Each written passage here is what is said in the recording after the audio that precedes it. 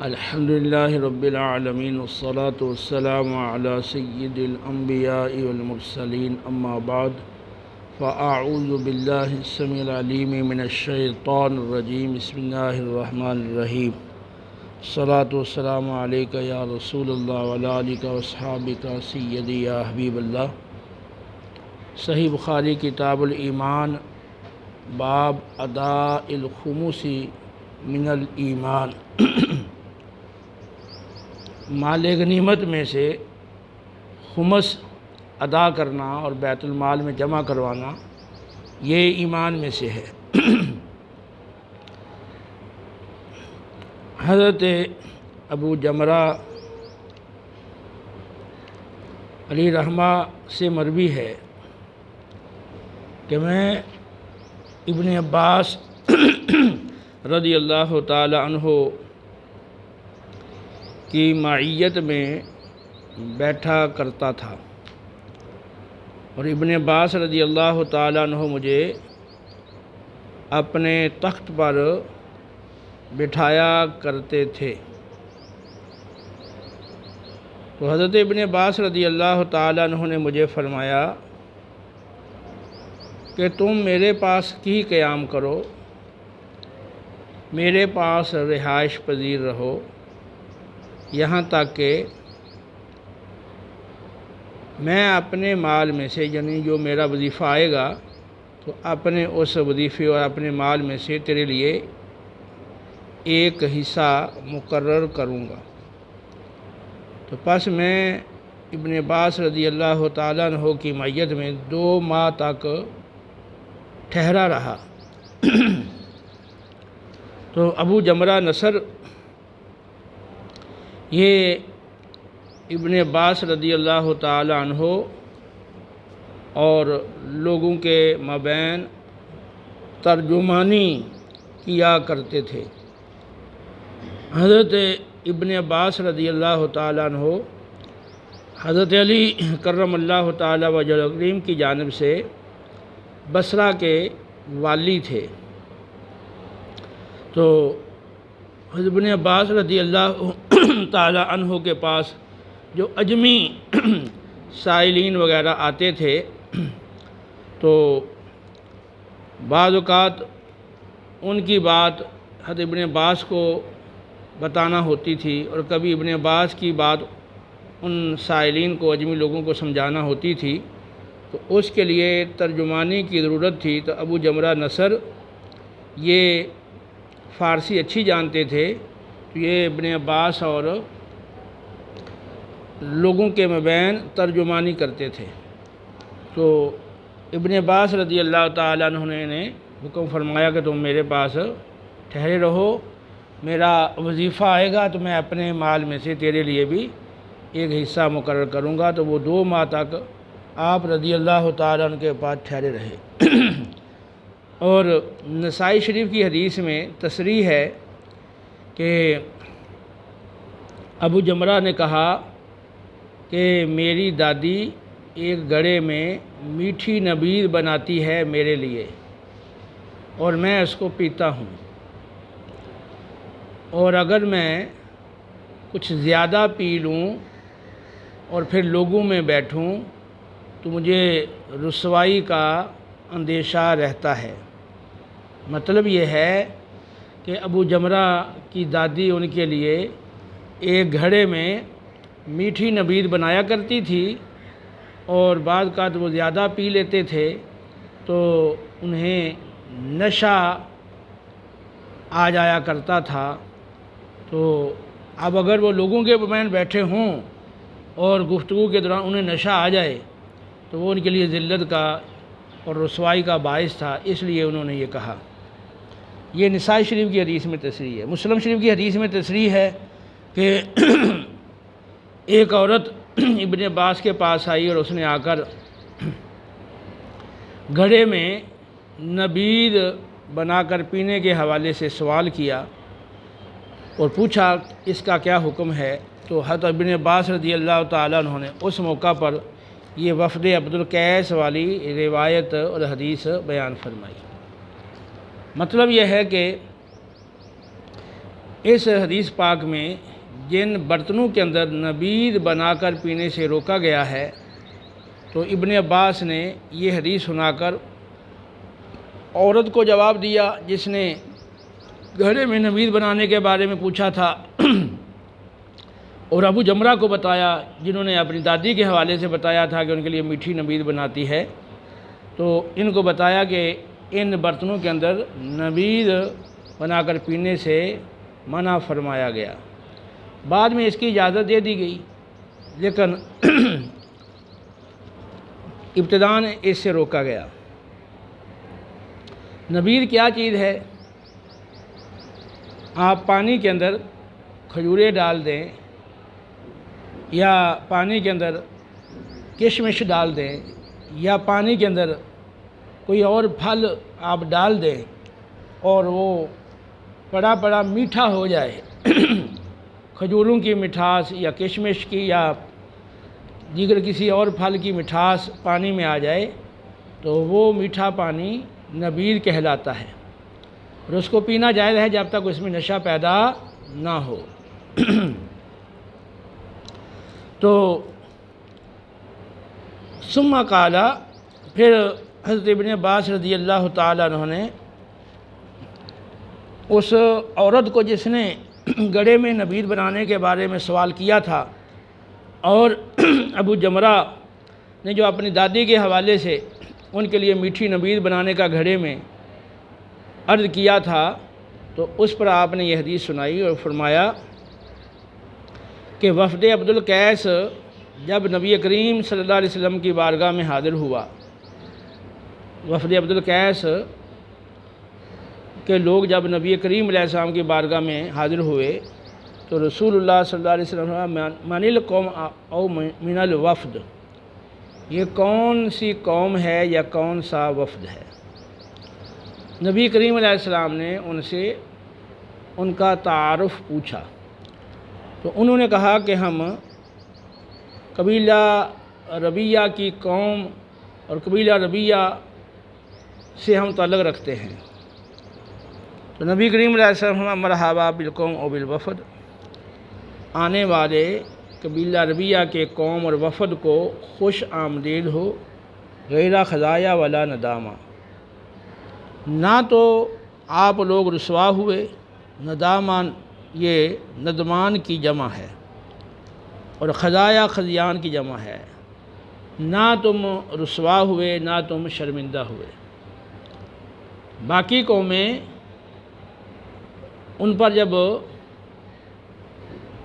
حملہ نہیں ہوا، قتال نہیں ہوا، تو اس سے قبل وہ اپنی رضا اور خوشی سے اسلام نہیں لائے، تو انہیں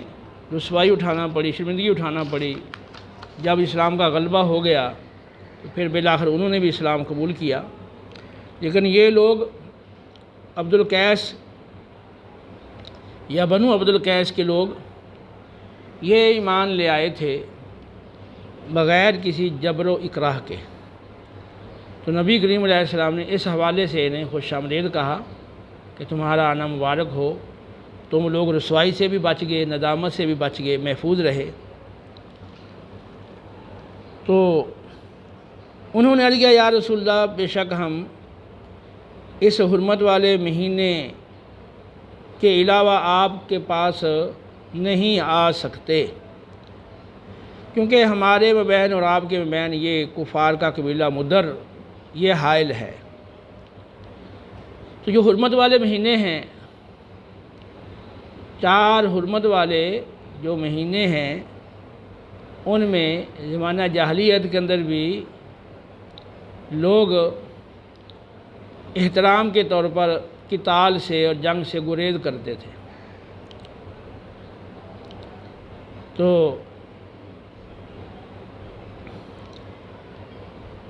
ایک رجب والا مہینہ ہے، شعبان، رمضان اور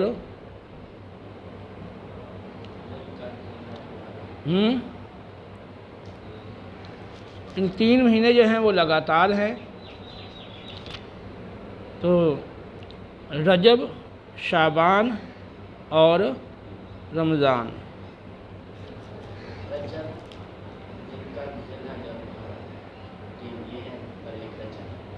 ایک رجب، ہاں رجب اور ذی القعدہ اور ذی الحجہ اور محرم، تو یہ 4 مہینے حرمت والے ہیں۔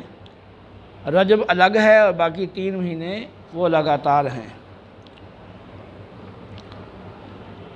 ذی القعدہ اور ذی الحجہ اور محرم، تو انہوں نے عرض کیا کہ ہم ان مہینوں کے اندر آپ کے پاس آ سکتے ہیں، باقی مہینوں کے اندر خطرہ رہتا ہے جنگ کا۔ قبیلہ جو مدر ہے کفار کا، ان کی وجہ سے۔ فَمُرْنَا بِأَمْرِ فَصْلٍ نُخْبِرُ بِهِ مَنْ وَرَاءَنَا وَنَدْخُلُ بِهِ الْجَنَّةَ، ندخل بھی پڑھ سکتے ہیں۔ تو آپ ہمیں کوئی ایسی قطعی بات بتا دیں جس کی ہم بعد والوں کو خبر دیں اور اس کے ذریعے سے ہم جنت میں داخل ہو جائیں۔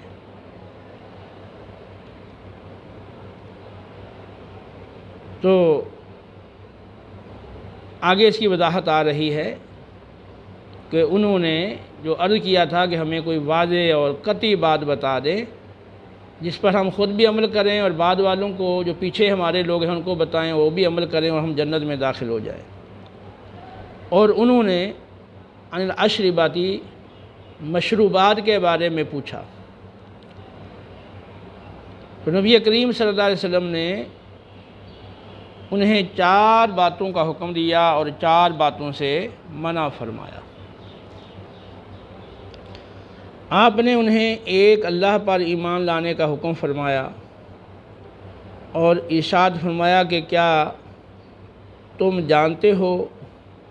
کہ ایک اللہ پر ایمان لانے کا کیا مطلب ہے؟ انہوں نے کہا کہ اللہ اور اس کا رسول زیادہ بہتر جاننے والے ہیں۔ فرمایا اس بات کی گواہی دینا کہ اللہ کے سوا کوئی معبود برحق نہیں، اور اس بات کی گواہی دینا کہ محمد اللہ کے رسول ہیں۔ یہ ہے مطلب ایک اللہ پر ایمان لانے کا۔ تو ایک اللہ پر ایمان وہ لائی چکے تھے۔ مزید آپ نے اس حوالے سے انہیں تاکید فرمائی۔ اور اگلی بات ہے نماز قائم کرنا اور زکوٰۃ ادا کرنا اور ماہ رمضان کے روزے رکھنا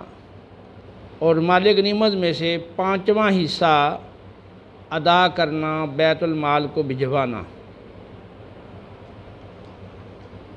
اور 4 چیزوں سے آپ نے انہیں منع کیا: حنتم، دبہ، نکیر اور مزفت۔ حنتم یہ سبز رنگ کا روغنی گھڑا، سبز رنگ کا روغنی گھڑا، اور دبہ کھوکھلا کدو، کدو کو اندر سے صاف کر کے اور اندر سے کھوکھلا کر کے اس کا برتن بنا لیا جاتا تھا جس میں وہ مشروب پیتے تھے۔ اور نکیر یعنی کھجور کا تنا، اس کو اندر سے کھوکھلا کر کے برتن بنا لیا جاتا تھا۔ اور مزفت ایسا برتن جس کے اندر تارکول وہ ملا ہوا ہو۔ تو مزفت بھی آیا ہے لفظ اور مقیر بھی لفظ آیا ہے، معنی ایک ہی ہے۔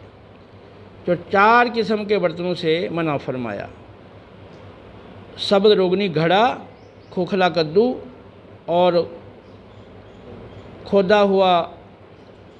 کھجور کے تنے کا برتن اور تارکول ملا ہوا برتن۔ فرمایا احفظوہن، ان باتوں کو اچھی طرح سے محفوظ کر لو اور اپنے پچھڑوں کو جا کر ان باتوں کی خبر دو۔ یہ تو ہے صحیح بخاری کی روایت جو آپ نے مع ترجمہ ملاحظہ فرمائی۔ تو اس روایت کے اندر ابو جمرہ کا یہ کہنا کہ میری دادی سبز گھڑے میں میرے لیے میٹھی نبیذ بناتی ہے اور میں اسے پیتا ہوں، اگر کچھ زیادہ پی لوں اور پھر لوگوں میں بیٹھوں تو مجھے رسوائی کا اندیشہ رہتا ہے۔ اس کا ذکر اور نسائی کی روایت میں آیا ہے۔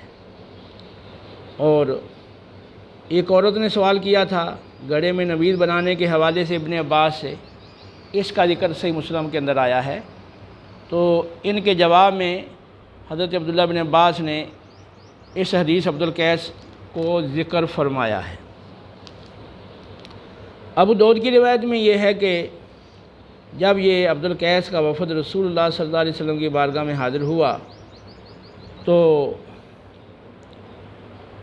یہ لوگ بڑی خوشی خوشی نبی کریم علیہ السلام کی بارگاہ میں حاضر ہوئے،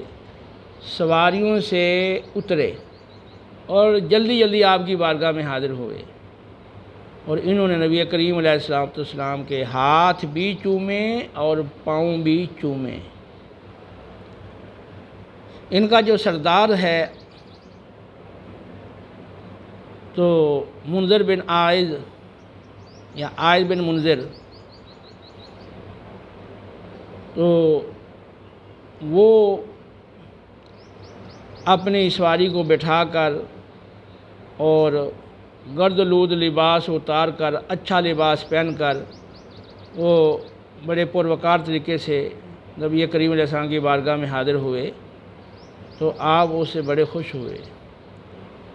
فرمایا کہ تمہیں اللہ تعالیٰ نے 2 خصلتیں عطا کی ہیں، ایک حلم اور ایک وقار، جو اللہ کو یہ دونوں خصلتیں پسند ہیں،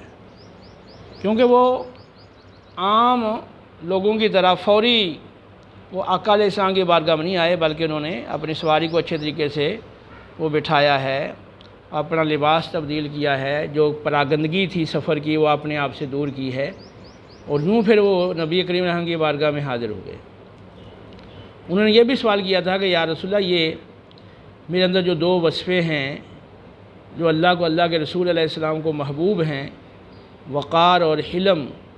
یہ میرے اندر پیدائشی طور پہ ہیں یا بعد میں میں نے اپنے کسب سے ان وصفوں کا اپنے اندر پیدا کیا؟ تو نبی کریم علیہ السلام نے فرمایا کہ یہ پیدائشی طور پر تیرے اندر اللہ تعالیٰ کی طرف سے یہ وصفیں پیدا کی گئی ہیں اور موجود ہیں۔ تو انہوں نے اس پہ اللہ تعالیٰ کا شکر ادا کیا۔ اور مسند احمد کی روایت میں تصریح ہے، وہ تصریح یہ ہے کہ یہ لوگ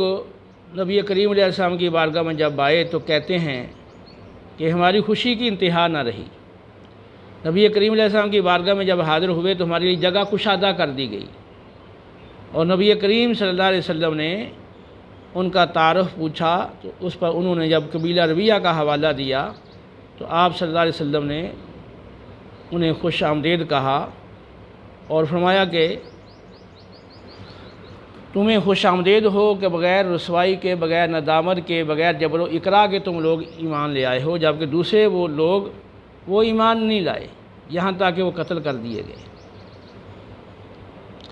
نبی کریم علیہ السلام نے ان کے ساتھ بڑا حسن خلق کا رویہ اختیار کیا، اور ان کے لیے آپ نے لطف و کرم کا رویہ اختیار کیا، اور ان کے لیے آپ نے دعائیں کیں اور اللہ کی بارگاہ میں عرض کیا کہ اے اللہ، تو عبد القیس کے ان لوگوں کی مغفرت فرما کہ یہ بغیر جبر و اکراہ کے خود اپنی رضا مندی سے اسلام لائے ہیں۔ اور نبی کریم علیہ السلام نے ایک روایت کے مطابق مشرق کے لوگوں میں ان کو بہترین لوگ قرار دیا۔ تو یہ لوگ جب نبی کی بارگاہ میں آئے تو ان کے جو سردار تھے تو عائذ بن منذر، وہ بھی آ رہے تھے، تو آپ نے پوچھا تمہارا سردار کون ہے؟ تو انہوں نے عائذ بن منذر کی طرف اشارہ کیا تو فرمایا یہی ہیں اشج۔ اصل میں ان کے پیشانی پر گدے کے کھر کی چوٹ کا ایک نشان تھا، تو اس وجہ سے آپ نے اسے لفظ اشج سے پکارا۔ جو آدمی زخمی ہو تو اس کو اشج کہا جاتا ہے، تو اسی دن سے ان کا نام اشج پڑ گیا، تو وہ بعد میں اشج کے لقب سے معروف ہوئے۔ نبی کریم علیہ السلام نے ان کے لیے جگہ کو کشادہ کیا، انہیں اپنی دائیں جانب بٹھایا۔ ان کے آنے سے پہلے نبی کریم علیہ السلام نے پاؤں مبارک پھیلائے ہوئے تھے اور ٹیک لگائی ہوئی تھی سر اقدس کو پیچھے۔ جب وہ یہ آئے ہیں تو آپ سیدھے ہو کر بیٹھ گئے ہیں اور ان کو اپنی دائیں جانب بٹھایا اور بڑے لطف و کرم سے ان سے آپ پیش آئے، اور آپ نے ان کے علاقے کی ایک ایک بستی کا نام لے کر ان کے بارے میں دریافت کیا۔ تو وہ اشج کہنے لگے کہ یا رسول اللہ صلی اللہ علیہ وسلم، آپ تو ہمارے علاقے کی بستیوں کو ہم سے بھی زیادہ جانتے ہیں۔ فرمایا ہاں، میں اس علاقے میں گیا ہوں اور میں اس علاقے کو جانتا ہوں۔ پھر ان لوگوں نے نبی کریم علیہ السلام کی بارگاہ میں کچھ ہدایہ پیش کیے، وہ کھجوریں لے کر آئے تھے، تو کھجوروں کی تھیلیاں آپ کے سامنے رکھی گئیں، تو مختلف قسم کی کھجوریں تھیں، تعدود کھجور تھی، برنی کھجور تھی۔ تو نبی کریم علیہ السلام نے کھجوروں کی طرف اپنی چھڑی کے ساتھ اشارہ کیا، یہ تعدود نامی کھجور ہے، یہ برنی کھجور ہے، یہ بہت عمدہ کھجور ہے اس علاقے کی، ٹھیک ہے نا۔ تو آپ نے برنی کھجور کی تعریف کی تھی، اس کے فوائد بتائے تھے، تو وفد عبد القیس کے لوگ کہتے ہیں کہ ہمارے اندر پھر آپ کے برنی کھجور کی تعریف کرنے سے رغبت پیدا ہو گئی، اور ہم نے بعد میں جا کے اپنے باغوں میں برنی کھجوری اگائی۔ جو تھیلیاں بطور ہدیہ پیش کی گئی تھیں وہ آپ نے فرمایا کہ آل محمد کے پاس ان کو بھجوا دو۔ نبی کریم صلی اللہ تعالیٰ علیہ وسلم نے انصار کو فرمایا کہ یہ ملاقات میں اور اسلام لانے میں تمہارے مشابہ ہیں، تو تم اپنے بھائیوں کا اکرام کرو۔ تو وفد عبد القیس کے لوگوں کو انصار کے درمیان بانٹ دیا گیا، ایک ایک عبد القیس کا شخص وہ ایک ایک انصاری کو دے دیا گیا، اور انہیں اپنے گھروں میں ٹھہرایا اور انہیں کھلایا پلایا اور انہیں دین سکھایا۔ تو تقریباً ایک ہفتے کے بعد نبی کریم علیہ السلام نے انہیں پوچھا، ایک ہفتے کے بعد پھر آپ نے ان کو تبدیل کر دیا تھا، پھر جو ایک انصاری کے پاس تھا عبد القیس کا وفد، اس کو دوسرے انصاری کی طرف کر دیا، پھر 2 ہفتے یوں وہ وہاں پر وہ ٹھہرے۔ تو نبی کریم علیہ السلام نے پھر ان سے پوچھا کہ تم نے اپنے بھائیوں کی میزبانی کو کیسے پایا؟ تو وفد عبد القیس کے لوگ کہنے لگے کہ یا رسول اللہ صلی اللہ علیہ وسلم، انہوں نے ہمارا بڑا اکرام کیا ہے، ہمیں نرم اور گرم بستر مہیا فرمائے اور صبح و شام عمدہ کھانا ہمیں کھلایا، ہمیں کتاب اللہ سکھائی اور سنتیں سکھائیں۔ کچھ افراد وہ تھے جنہوں نے سورہ فاتحہ سیکھی، التحیات سیکھ لی، 1-2 سورتیں یاد کر لیں۔ تو وہ انصاری جو صحابہ تھے انہوں نے ان کی میزبانی بھی کی، اپنے گھروں میں بھی ٹھہرایا اور ان کو قرآن اور سنتیں بھی سکھائیں۔ تو پھر نبی کریم علیہ السلام نے ان سے وہ چیزیں پوچھیں جو انہوں نے سیکھی تھیں، اور مزید نبی کریم علیہ السلام نے انہیں تعلیم دی۔ تو ابو داؤد کی روایت میں یہ تصریح ہے کہ نبی کریم صلی اللہ تعالیٰ علیہ وسلم سے جب وہ جانے لگے تھے تو آخر میں یہ سوال کیا تھا ان برتنوں کے اندر نبیذ بنانے کے حوالے سے۔ تو اصل میں یہ جو برتن ہیں، یعنی کھوکھلا کدو کا برتن اور کھدے ہوئے کھجور کے تنے کا برتن، تارکول ملا ہوا برتن اور سبز روغنی گڑا، تو ان برتنوں میں پہلے شراب بنا کر لوگ پیتے تھے، تو آپ نے ان برتنوں میں نبیذ بنا کر پینے سے منع کیا تاکہ وہ شراب کی یاد نہ آئے اور پھر دوبارہ وہ شراب کی طرف رغبت پیدا نہ ہو۔ تو آپ نے ان گھڑوں میں ان گھڑوں میں نبیذ پینے سے، ان برتنوں میں نبیذ پینے سے بھی منع کر دیا تھا۔ تو انہوں نے عرض کی، آپ نے فرمایا، انہوں نے عرض کیا پھر ہم کس میں پئیں؟ تو فرمایا کہ ان چاروں قسم کے برتنوں میں مت پیا کرو، ہاں تم مشکیزے کے اندر، جو چمڑے کا مشکیزہ ہے، اس میں نبیذ بنا لیا کرو اور اس کا منہ بند کر دیا کرو۔ تو انہوں نے عرض کیا یا رسول اللہ، ایک وجہ یہ بھی تھی کہ ان برتنوں کے اندر اگر نبیذ بنائی جاتی ہے تو اس میں تیزی آ جاتی ہے۔ تو انہوں نے کہا یا رسول اللہ، اگر مشکیزے میں ہم بنائیں اور اس میں بھی تیزی آ جائے پھر کیا کریں؟ تو ہمیں اس میں پانی ڈال لو اور اس کی تیزی کو توڑ دو۔ تو انہوں نے پھر عرض کیا کہ اگر وہ تیزی نہ جائے، ہم پانی ڈالیں اور تیزی اس کی نہ جائے پھر کیا کریں؟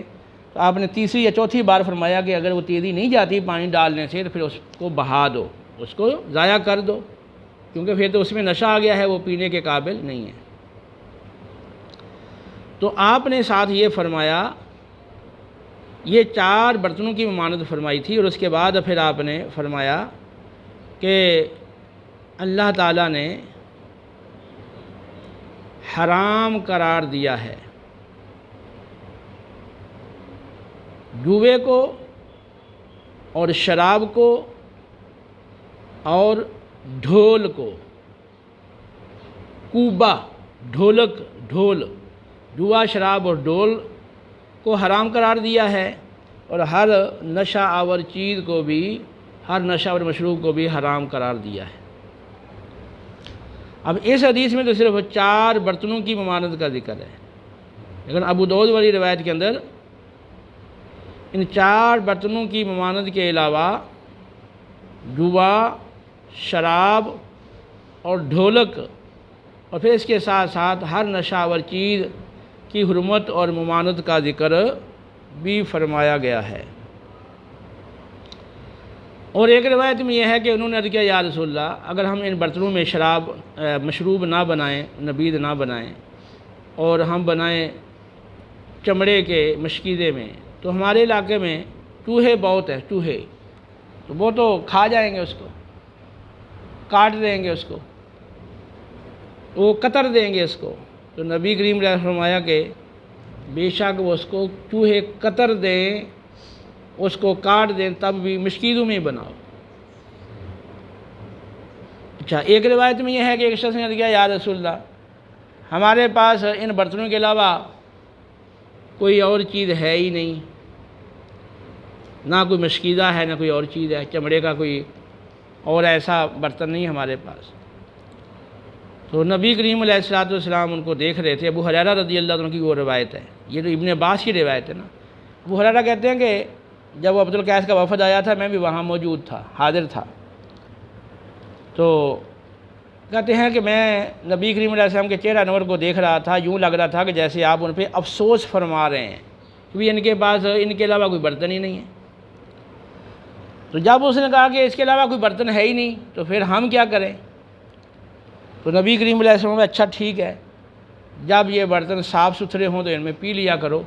اور اگر یہ صاف نہ ہوں تو پھر ان میں نہ پیا کرو، پھر ان کو چھوڑ دیا کرو۔ یہ ممانعت عارضی تھی کہ نیا نئی وہ شراب منع کی گئی تھی، تو اب وہ جن برتنوں میں شراب بنا کر پیتے تھے، جب ان برتنوں کا استعمال کریں گے تو وہ شراب کی یاد آئے گی۔ بعد میں جب وہ شراب سے نفرت ہو گئی اور اس کی حرمت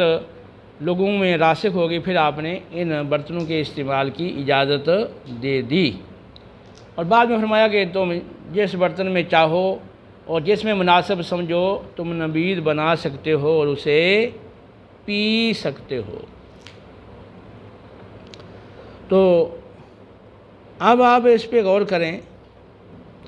کہ اس حدیث پاک میں بہت سارے ایسے پہلو اور گوشے ہیں جو اس بخاری کی روایت میں صراحت کے ساتھ ذکر نہیں کیے گئے، تو کوئی بات مسلم میں زائد آ گئی ہے، کوئی ابو داؤد میں زائد آ گئی، کوئی نسائی میں زائد آ گئی، پھر زیادہ تفصیل مسند احمد کی روایت میں آئی ہے۔ ان تمام پہلو کو سامنے رکھ کر آپ اس حدیث مبارکہ کو آپ سمجھیں تو اس سے معلوم ہوتا ہے کہ عبد القیس کے لوگوں میں رسول اللہ صلی اللہ علیہ وسلم کی محبت اور آپ کا ادب اور احترام وہ کس قدر زیادہ تھا کہ یوں ہی وہ آئے ہیں تو سواریوں سے اتر کر دوڑ پڑے اور آپ کی بارگاہ میں فوری حاضری دی، ہاتھ اور پاؤں چومنے لگے اور کہتے ہیں ہماری خوشی کی کوئی انتہا نہ رہی۔ یہ مسند احمد کی روایت میں ہے کہ ہماری خوشی کی کوئی انتہا نہیں رہی۔ تو یہ ایک محبت کا انداز ہے۔ باقی جو ان کے سردار تھے اشج، تو وہ آرام سے گئے ہیں، انہوں نے سواری کو اچھی طرح سے بٹھایا ہے اور جو سفر کی پراگندگی تھی اس کو دور کیا اور صاف ستھرے کپڑے پہنے اور پھر بڑے پروقار طریقے سے حاضر ہوئے۔ تو نبی کریم علیہ السلام نے ان کی تعریف فرمائی کہ تیرے اندر دو ایسی خصلتیں ہیں جو اللہ کو، اللہ کے رسول علیہ السلام کو پسند ہیں، ایک حلم بردباری اور ایک وقار۔ جلد بازی کرنا یہ وقار کے خلاف ہے، اور کسی چیز کو برداشت نہ کر سکنا یہ حلم اور بردباری کے خلاف ہے۔ تو حضرت ابراہیم علیہ السلام کے حلیم ہونے کی اللہ نے قرآن میں وہ خبر دی ہے اور اس کا ذکر فرمایا ہے کہ ابراہیم علیہ السلام وہ اواہ، اللہ کے حضور آہیں بھرنے والے اور منیب رجوع کرنے والے اور حلیم حلم والے تھے۔ تو ان کو حلم والے بیٹے کی خوشخبری دی گئی۔ تو اللہ تعالیٰ خود حلیم ہے، رسول اللہ صلی اللہ علیہ وسلم کے اندر یہ کمال درجے کا وصف موجود تھا۔ تو یہ حلم والی جو وصف ہے، بردباری اور برداشت اور حوصلہ، یہ اللہ کو بڑا پسند ہے، اور ایک پروقار طریقے سے کسی معاملے کو کرنا اور جلد بازی سے اجتناب کرنا یہ اللہ کو پسند ہے، کیونکہ جو عجلت ہے، جلد بازی ہے، یہ شیطان کی طرف سے ہے۔ تو عام معاملات کے اندر، ورنہ نیکی کے کام میں سبقت کرو، دیر نہ کرو، یعنی جس کام کے بارے میں آپ کو واضح معلوم ہے کہ یہ اچھا کام ہے، نیکی کا کام ہے، تو اس میں تو حکم فرمایا کہ جلدی کیا جائے، لیکن جس وہ کام آپ سر انجام دے رہے ہیں اس کو آپ احسن طریقے سے سر انجام دیں، اس میں جلد بازی سے کام نہ لیں، یا ایسی باتیں جن میں پہلے سوچ سمجھ کر وہ کام کرنے کی ضرورت ہوتی ہے تو اس میں جلد بازی نہ کی جائے۔ اور اسی طرح کچھ وہ کام ہوتے ہیں کہ جہاں پر وہ جلد بازی کرنے کے بجائے اس کو پروقار طریقے سے اس عمل کو کرنا وہ زیادہ حسین ہوتا ہے، جیسے یہ اشج جو تھے رضی اللہ عنہ، انہوں نے نبی کریم کی بارگاہ میں حاضری کے لیے یہ وقار اور حلم، یہ وقار کے طریقے کو انہوں نے اختیار کیا۔ تو ہاتھ اور پاؤں بھی چومنا جائز ہے۔ تو یہ افسوسناک بات ہے کہ کچھ لوگ وہ یعنی اس ابو داؤد والی حدیث کو تو صحیح مانتے ہیں اور کہتے ہیں جی یہ سند ٹھیک ہے۔ جب سند صحیح ہے تو اب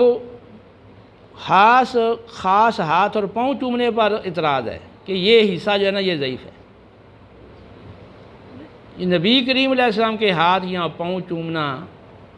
تو وہ ایک سعادت کی بات ہے اور ایک محبت والی بات ہے، ایک تعظیم والی بات ہے۔ تو یہ خام خواہ اس کو کہنا کہ یہ ضعیف ہے اور باقی حدیث ٹھیک ہے، یہ بات درست نہیں ہے۔ اسی طرح کچھ لوگوں کا یہ ہے کہ آدم علیہ السلام کو اللہ نے آدم علیہ السلام کو سجدہ کروایا فرشتوں سے، تو اسجدوا لآدم، فرمایا فرشتوں کو آدم کو سجدہ کرو۔ تو اب کچھ لوگوں نے یہاں بھی تعویلیں کی ہیں، کہا کہ نہیں وہ سجدہ جس طرح ہوتا ہے پیشانی زمین پہ رکھنا وہ سجدہ نہیں تھا، حالانکہ جو معروف عربی لغت میں اس کا معنی ہے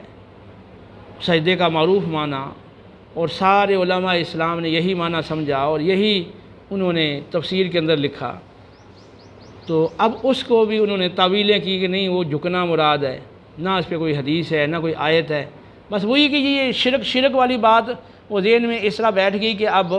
وہ جو جائز تعظیم تھی تو وہ ان کو شرک محسوس ہوتی ہے۔ حالانکہ جو عبادت ہے وہ تو یہ ہے کہ آپ کسی کو معبود مان کر، کسی کو مستقل جان کر، کسی کو غیر محتاج سمجھ کر اور اس اعتقاد سے آپ اس کی تعظیم کریں۔ ہاں، حالت قیام ہو، حالت رکوع ہو، سجود ہو، قومہ ہو، جلسہ ہو، کسی بھی شکل میں ہو، تعظیم کسی بھی شکل میں ہو، لیکن معبود مان کر جب تعظیم کی جائے گی تو یہ عبادت ہے۔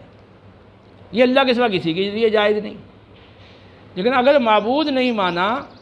اور اس کو اللہ کی مخلوق ہی سمجھا ہے اور محتاج ہی سمجھا ہے، لیکن اللہ نے جس قدر تعظیم کی اجازت دی ہے تو اس دائرے میں تعظیم کی ہے، تو یہ تو ممنوع نہیں ہے۔ نبی کریم علیہ السلام نے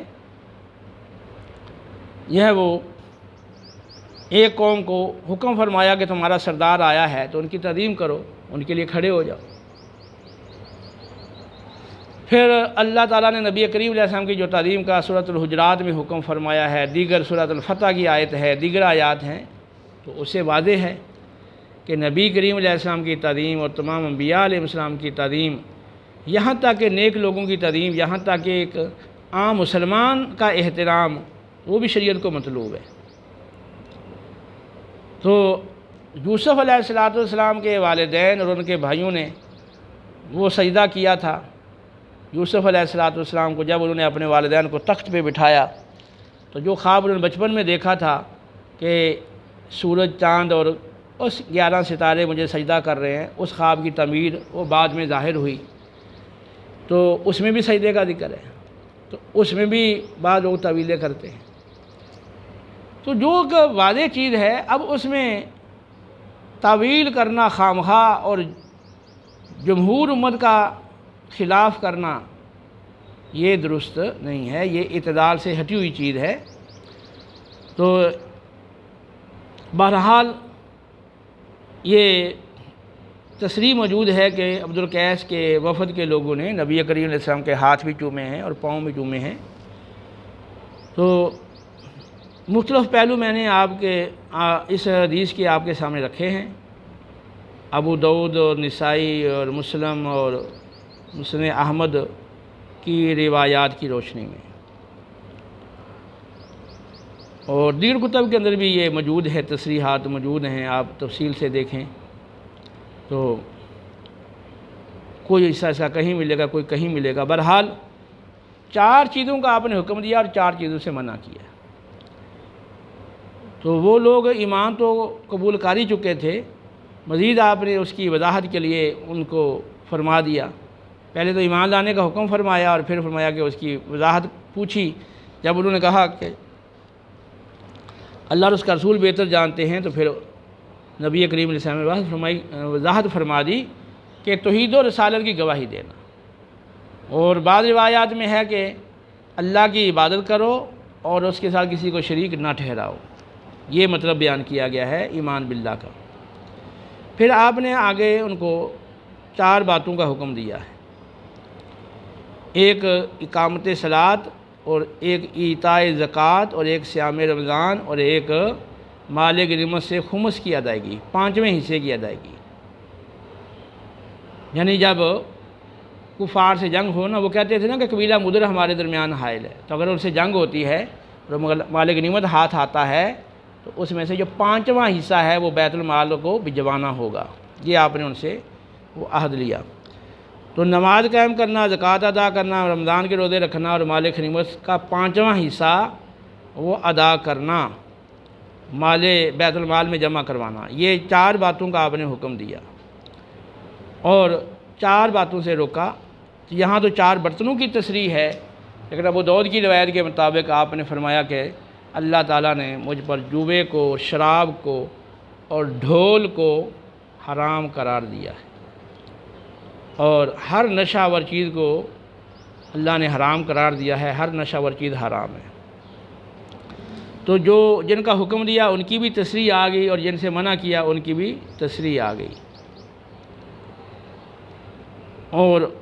اسے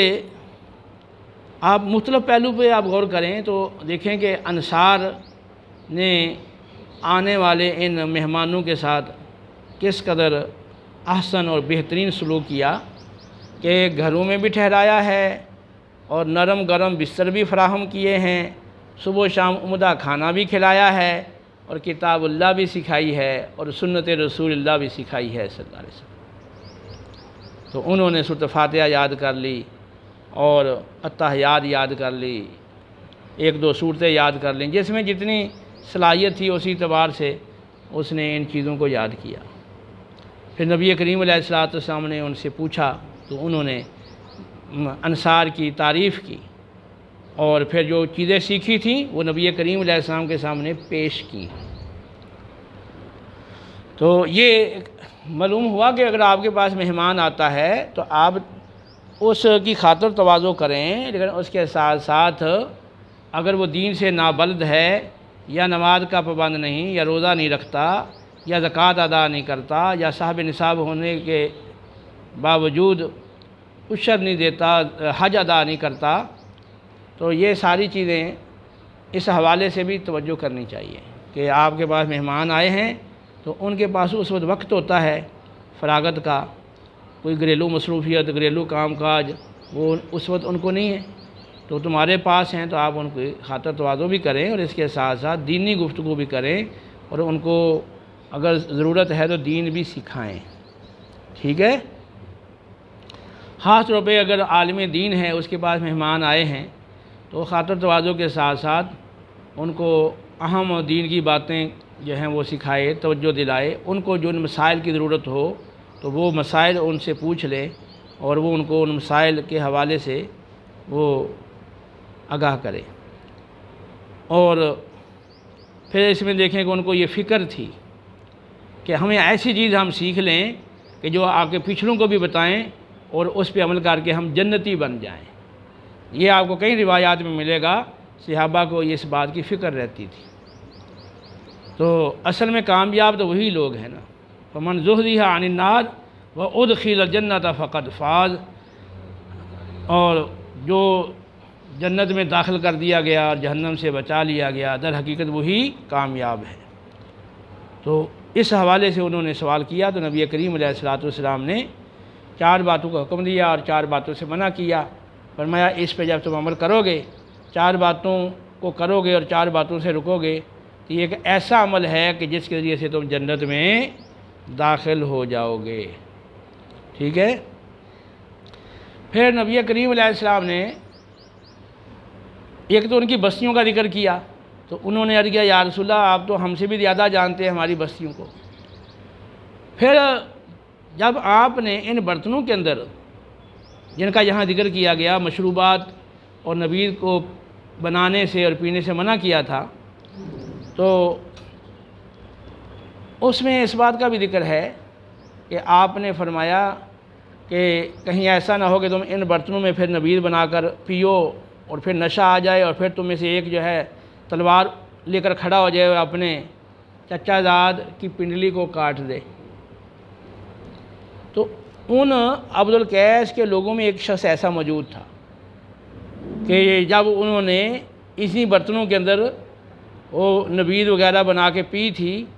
تو اس کو نشہ آیا اور اس نے جناب وہ تلوار اٹھا لی اور اپنے چچا زاد بھائی کی پنڈلی کاٹ دی۔ تو وہ جس کی پنڈلی کٹی تھی نا وہ زخم موجود تھا، تو جب نبی کریم نے اس بات کا ذکر کیا تو اس نے جلدی جلدی اس کو چھپا لیا اور اس زخم کو، تو وہ لوگ ہنس پڑے۔ تو نبی کریم علیہ السلام نے تم ہنسے کیوں ہو؟ ارے کیا یا رسول اللہ جب آپ فرما رہے ہیں کہ کہیں ایسا نہ ہو کبھی ان برتنوں میں تم جو ہے نا وہ بنا کر پیو اور اس میں نشہ ہو، تو پھر کوئی تلوار لے کر اٹھ کھڑا ہو اور اپنے چچا زاد بھائی کہ نا تلوار سے وہ پنڈلی کاٹ دے، تو ہمارے ہاں ایسا ہوا ہے جو آپ فرما رہے ہیں۔ تو اور ایک شخص ان میں موجود بھی تھا جو اس نے جلدی جلدی اپنے اس زخم کو نشان کو چھپا لیا، تو اس سے وہ زیادہ اور متاثر ہوئے کہ آپ صلی اللہ علیہ وسلم جو اندیشہ بتا رہے ہیں تو یہ تو واقعی ایسا ہو چکا ہے ہمارے ہاں۔ اور یہ بھی ملتا ہے روایت کے اندر کہ اشاجر جو تھے ان کے سردار عبد القیس کے وفد کے، انہوں نے کہا کہ یا رسول اللہ ہمارے علاقے کے اندر جو ہم مشروبات پیتے ہیں اگر ہم نہ پئیں تو ہمارے رنگ متغیر ہو جائیں گے، ہمارے پیٹ جو ہیں وہ پھول جائیں گے اور بڑھ جائیں گے۔ تو اولاً آپ نے اجازت نہیں دی۔ جب دوبارہ ان کی حاضری ہوئی تو وہ دیکھا کہ ان کے رنگ بدلے ہوئے ہیں اور پیٹ بڑے ہوئے ہیں، تو پھر آپ نے وجہ پوچھی تو انہوں نے وہی عرض کیا کہ آپ نے ہمیں منع کر دیا تھا اس مشروب سے، اور ہمارے علاقے میں ہمارے آب و ہوا جو وہاں کی ہے اس کے موافق ہمیں یہی مشروب جو ہے نا وہ فٹ بیٹھتا ہے۔ تو پھر آپ نے انہیں اجازت دے دی کہ تم پی لیا کرو، ٹھیک ہے۔ لیکن نشے والی چیز کی اجازت نہیں ہے، جو نشہ لائے اس کی اجازت نہیں ہے۔ تو باب یہ تھا کہ مال غنیمت میں سے 5واں حصہ ادا کرنا اور بیت المال میں جمع کروا دینا، یہ بھی ایمان میں سے ہے، اور اس کے تحت امام بخاری علیہ رحمہ اس حدیث کو لائے ہیں، اور اس میں یہ موجود ہے کہ نبی کریم علیہ السلام نے انہیں ایمان باللہ وحدہ کا حکم دیا، اور پھر پوچھا کہ ایک اللہ پر ایمان لانے کے بارے میں کیا تم جانتے ہو؟ جب انہوں نے کہا کہ اللہ رسول بہتر جانتا ہے، تو آپ نے فرمایا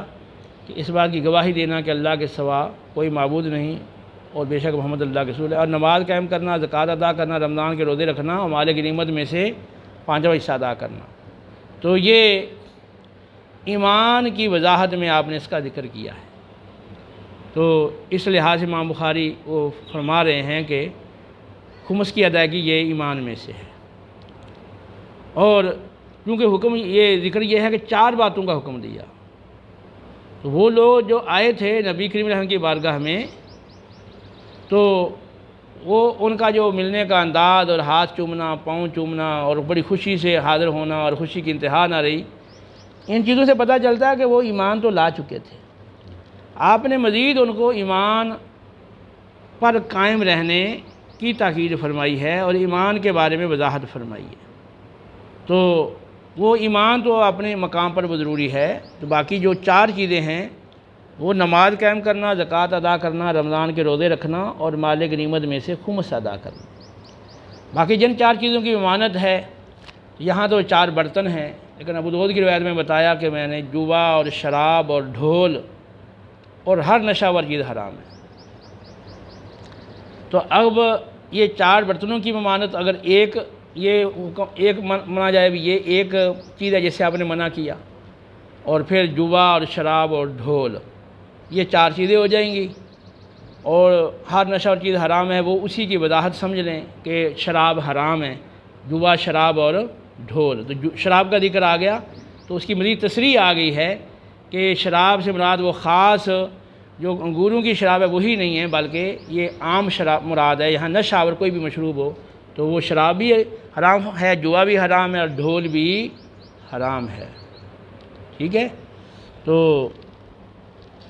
یہ ہے یہ روایت، اس پہ بارے میں نبی کریم علیہ السلام نے فرمایا احفظوہن، اب تم ان باتوں کو اچھی طرح سے یاد کر لو، وَأَخْبِرُوا بِهِنَّ مَنْ وَرَاءَكُمْ، اور اپنے پچھلوں کو اس کی خبر دو، وَمَا عَلَيْنَا إِلَّا الْبَلَاغُ الْمُبِينُ۔